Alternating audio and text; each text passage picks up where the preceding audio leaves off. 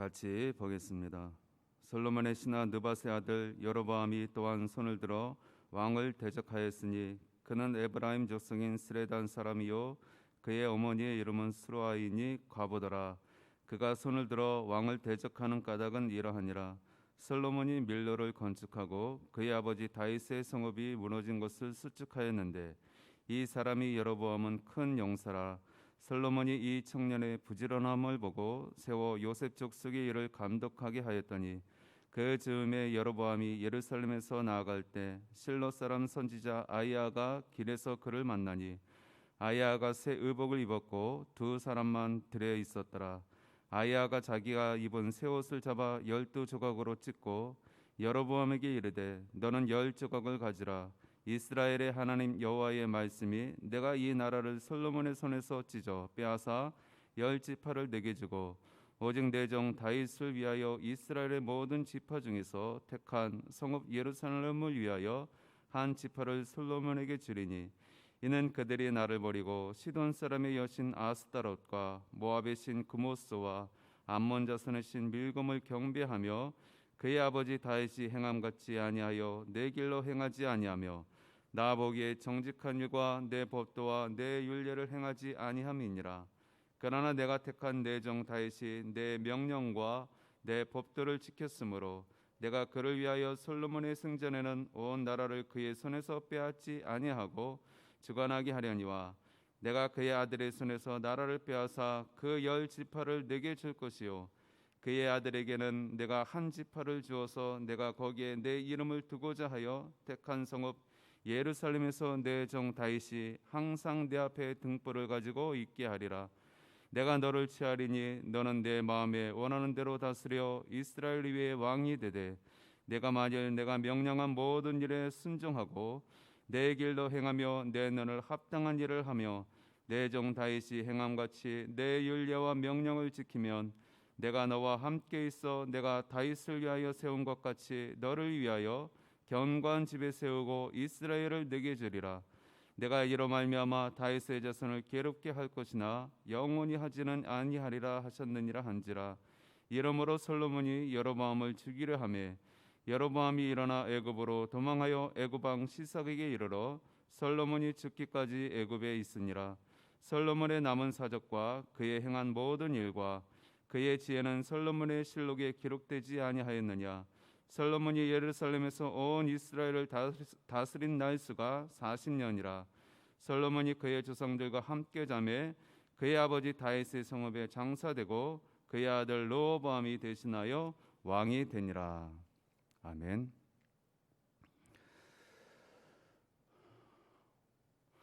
우리는 열왕기상의 말씀을 통해서 솔로몬 왕의 치적에 대해서 계속 살펴보고 있습니다.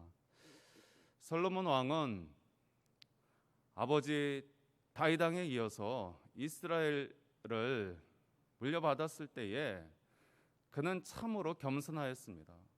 그래서 하나님 앞에 늘 무릎을 꿇고 하늘의 지혜를 구하고 하나님의 마음에 합한 자로 서기 위하여 무지혜를 썼습니다. 그래서 그가 지혜의 왕이 되었고 겸손의 왕이 되었고 또 부강한 나라를 세울 수 있었고 또 부강한 강한 그러한 나라 하나님의 나라를 세울 수 있었습니다. 그 근원은 솔로몬에게서 나온 것이 아니라 위로부터 하나님으로부터 나왔습니다. 즉 하나님의 말씀을 그가 구할 때에 하늘의 지혜를 주어서 지혜의 왕이 되었다라는 것입니다. 여호와를 경외하는 것이 모든 지혜, 지식의 근본이다라고 했습니다. 그 말씀대로 처음에 이스라엘을 다스릴 때의 솔로몬은 그가 하늘의 지혜를 구함으로 하나님의 말씀을 구함으로 인하여 지혜의 왕이 되었습니다. 그러할 때에 그의 나라와 그의 모든 행적들이 빛을 발하였던 것을 볼 수가 있습니다. 그러나 어느 순간 그가 하나님의 말씀을 저버리고 하늘의 지혜를 구하지 아니하고 이 세상의 눈에 보이는 것에 현혹되어서 거기에 빠져들어갈 때에 그 빛이 발하는 것을 우리는 볼 수가 있는 것입니다. 그것이 점점 깊어졌습니다. 수렁에 빠져가기 시작합니다. 더 이상 하나님의 말씀을 구하지 아니하고 여호와의 지식을 구하지 아니하고 세상의 보기 좋은 곳에 엎드리고 그것에 현혹되어서 그것에 빠지고 또 그것 때문에 나라가 어지러워지는, 연약해지는, 그리고 결국은 그것이 누적되다 보니 외부의 세력이 그를 괴롭히는 일을 당했다라고 우리는 이전의 말씀을 통해서 보았습니다. 그래서 우리가 앞절에서 에돔 사람 하닷과 엘리아다의 아들 르손을 통하여서, 즉 이방 민족의 이방 사람을 통하여서 이 솔로몬을 대적하게 만들고 이방 나라들을 통해서 이 솔로몬을 괴롭히는 그러한 장면들을 우리는 보았습니다.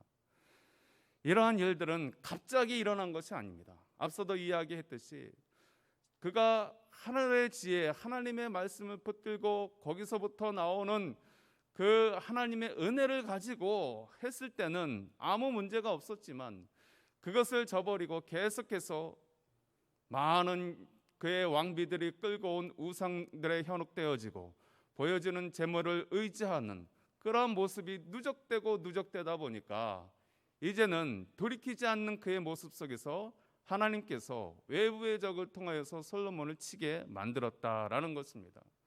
그리고 오늘 본문의 말씀은 그래도 말을 듣지 아니하자, 사인을 주는데도 말을 듣지 아니하자 하나님께서 내부의 적, 즉 그가 사랑하는, 총애하는 신하 여로보암을 통하여서 그를 다시 한번 채근하는, 채찍질하는 그런 모습을 보게 되어지는 것입니다. 우리 26절 말씀 한번 다시 보겠습니다. 솔로몬의 신하 느밧의 아들 여로보암이 또한 손을 들어 왕을 대적하였으니 그는 에브라임의 족속인 스레다 사람이요 그의 어머니의 이름은 수르아니 과부더라. 본문에 등장하는 이 여로보암은 솔로몬 왕이 총애하였습니다. 그가 남들보다 더 부지런하고 열심으로 이 솔로몬을 받들어 섬기는 모습 속에서 솔로몬은 그를 총애하였던 것입니다. 그런데 그가 배신한 이유가 있습니다. 그렇게 신임하였던 이 여로보암이 왜 그가 섬기는 왕을 배신하게 되었을까요? 그 이유에 대해서 설명을 오늘 본문은 하고 있습니다. 29절 말씀 한번 보겠습니다. 그 즈음에 여로보암이 예루살렘에서 나갈 때에 실로 사람 선지자 아히야가 길에서 그를 만나니 아히야가 새 의복을 입었고 그 두 사람이 들에 있었더라. 이의인즉슨 이 아히야 선지자가 이 여로보암을 만나게 되어집니다. 길에서 만나게 되어지고 여기서 이 아히야 선지자가 이 여로보암에게 예언을 들려주는 것입니다. 그 예언의 말씀이 무엇입니까? 그것은 다른 것이 아니라 이 이스라엘의 12지파 중에 10지파를 당신에게 주어질 것이요. 오늘 본문의 말씀에 그 의복을 찢겨서 그 10조각이 당신에게 주어진다. 이것은 이스라엘의 10지파를 당신에게 하나님께서 맡기게 될 것이다 라는 그러한 내용인 것입니다.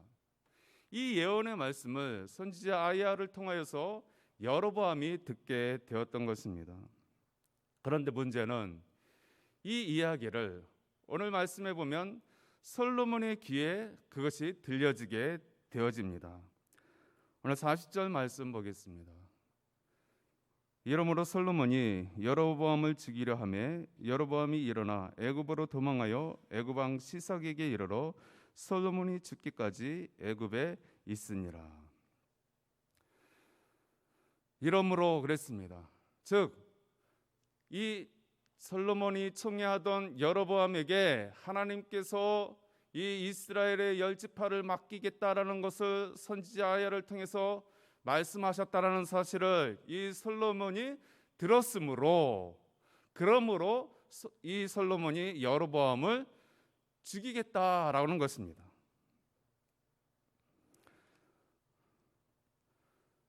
솔로몬은 어떻게 그것을 들었는지 첩보를 통해서 들었을 것입니다. 그 이야기를 들었습니다. 분명히 이것은 세상의 말이 아니라 하나님의 말이라는 것입니다. 즉 아이야는 일반 사람이 아니라 선지자라는 것입니다. 선지자가 여로보암에게 이야기했다라는 것은 하나님이 말씀하셨다라는 것입니다. 하나님이 말씀하신 사실에 대해서 솔로몬이 그것을 들었는데 지금 이 솔로몬은 지금 이 여로보암을 대적하고 있습니다. 마치 사울 왕이 다윗을 대적하여서 죽이려 하였던 것처럼 오늘 솔로몬이 이 여로보암을 대적하여서 죽이고자 하는 것입니다. 여러분, 이것을 우리는 잘 보아야 합니다. 세상의 말이 아니었습니다. 일반 말이 아니었습니다. 선지자 아이야를 통한 하나님의 말씀이었습니다. 그 말씀이 솔로몬 왕의 귀에 들렸을 때에는 그것을 듣고 그를 대적하는 것이 아니라, 여로보암을 대적하는 것이 아니라 듣고 깨달아야 되는 것입니다. 하나님의 말씀을 우리에게 주는 것은 그 말씀을 듣고 충동질하여서 우리가 그 말씀에 반하여서 살면 안 될 것입니다. 우리가 말씀을 하나님이 우리에게 주시는 것은 우리의 마음에 찔림을 받고 돌이키라고, 바로 살라고, 하나님을 경외하라고, 내가 세상을 의지하며 살아가는 그 모습 속에서 다시 이 말씀을 듣고 나를 경외하는, 여호와를 경외하는 삶을 살라고 하나님이 주시는 것입니다. 그렇다면 솔로몬은 선지자의 입을 통하여, 즉 하나님의 말씀을 대언하는 자의 입을 통하여 들려진 말씀이 비록 자신에게 손해가 되는 그런 일이라 할지라도 그 말씀을 듣고 깨달아야죠. 그리고 들이켜야 하는 것이 원칙인 것입니다. 그러나 그러기에는 이미 너무 늦은 듯합니다. 왜냐하면 이 솔로몬의 죄가 너무 많이 누적이 되었습니다. 돌이킬 만한 마음의 여력이 없습니다. 마음이 이미 완악할 대로 완악해져 있기 때문에 그렇게 하나님께서 계속 기회를 주고 또 말씀을 들려주고 해도 그가 처음처럼 말씀에 집중하지 못하고 귀를 기울이지 못하는 것입니다. 그래서 그가 시기하여서 인간의 마음을 가지고 이 여로보암을, 자기가 사랑하였던 이 여로보암을 대적하기에 이르는 것입니다. 이것을 알고 여로보암은 오늘 말씀에 있는 대로 애굽에 피신을 하게 되어지는 것을 보게 되어집니다. 사랑하는 성도 여러분, 우리에게 하나님의 말씀이 들려질 때에 그 말씀이 내 마음에 꽂혔을 때에 비록 내게 아픔이 되어지고 손해가 되어지는 부분이 있다 하더라도 결코 대적하지 마시고 그 말씀을 다시 한번 곱씹으면서 내가 잘못한 부분은 있지 아니하나, 내가 회개하고 돌이켜야 될 부분이 있지 아니하나 우리가 다시 한번 기도하면서 엎드려야 할 줄로 믿습니다. 여러분, 그것이 진정한 지혜라는 것입니다. 그것이 진정한 복이 되어지는 것입니다. 다윗 왕이 그의 아버지 다윗을 하나님이 기뻐하시는 것은 그는 돌이킬 줄 알았다라는 것입니다. 다윗이 완벽한 사람이었습니까? 그렇지 않은 것입니다. 돌이킬 줄 알았기 때문에 하나님이 그를 기뻐하셨고 또 그를 하나님께서 높여주셨던 것을 보게 되어지는 것입니다. 오늘 그럼에도 불구하고 이 솔로몬은 많은 제약 중에서 있었음에도 불구하고 하나님은 그를 바로 왕자의 자리에서 내치지는 않았습니다. 하나님이 이 솔로몬을 볼 때 너무너무 속이 상하고 너무너무 괘씸했지만은 하나님은 보시는 것이 있었습니다. 그것이 무엇입니까? 그 아버지의 신실함, 즉 다윗 왕의 그 믿음을 보시고 그리고 세워진 솔로몬 이 예루살렘 성전을 보시고 하나님이 참으셨습니다. 그리고 솔로몬 당대에는 이 솔로몬을 죽이거나 해하지 않도록 그렇게 하셨던 것을 보게 되어지는 것입니다. 32절 말씀에 보겠습니다. 오직 내 종 다윗을 위하여 이스라엘 모든 지파 중에서 택한 성을 예루살렘을 위하여 한 지파를 솔로몬에게 주리니 그랬습니다. 하나님께서는 비록 이 솔로몬이 지금 잘못하고 있지만, 깨닫지 못하고 있지만 그의 죄악을 바로 묻지 아니하시고 그의 아버지 다윗의 믿음을 보시고 그리고 세워진 이 예루살렘 성전을 보시고 하나님이 참으셨습니다. 그러나 그것은 오래가지 못했습니다. 결국은 그 후대는 멸망하게 되어지고 또 예루살렘 성전도 무너지는 결과를 보게 되어지는 것입니다.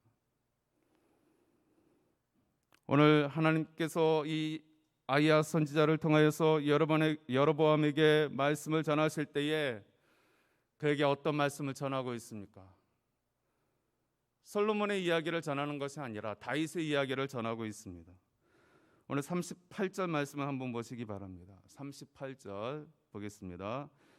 내가 만일 내가 명령한 모든 일에 순종하고 내 길을 행하며 내 눈에 합당한 일을 하며 내 종 다윗이 행함같이 내 율례와 명령을 지키면 내가 너와 함께 있어 내가 다윗을 위하여 세운 것 같이 너를 위하여 견고한 집을 세우고 이스라엘을 내게 주리라.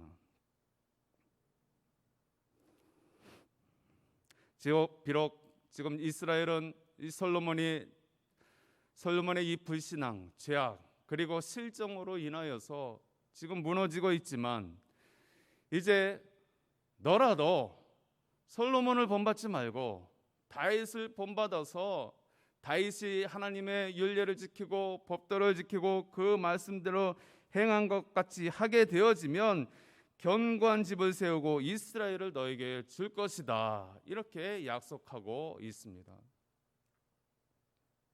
그러나 안타깝게도 이 여로보암이 이 약속의 말씀을 끝까지 잘 붙들었더라면 그가 번성했을 것인데 나라도 부강했을 것인데 그러나 결국 그도 솔로몬 못지않게 결국은 타락함으로 인하여 범죄함으로 인하여 결국은 망하게 되어지는 것입니다.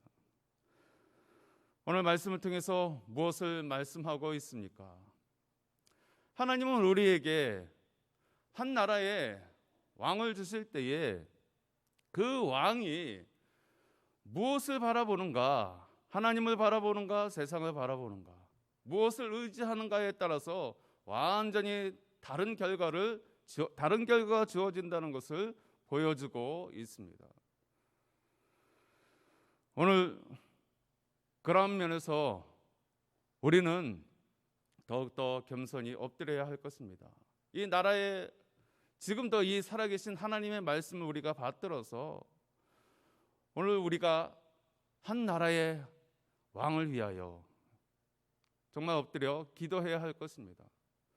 우리나라 대통령을 위하여 기도해야 될 것입니다. 더 엎드려 기도해야 할 것입니다. 원하든 원치 아니하든 그가 하나님의 교회를 대적하고 하나님의 나라를 어지럽히는 그러한 일에 서게 되었을 때 하나님 불쌍히 여겨달라고, 긍휼히 여겨달라고, 하나님 제발 이 나라의 위정자들이, 대통령이 결코 하나님을 대적하는 길에 서지 않게 해달라고 우리는 기도해야 하는 것입니다. 비난하는 것은 쉽습니다. 욕하는 것은 쉽습니다.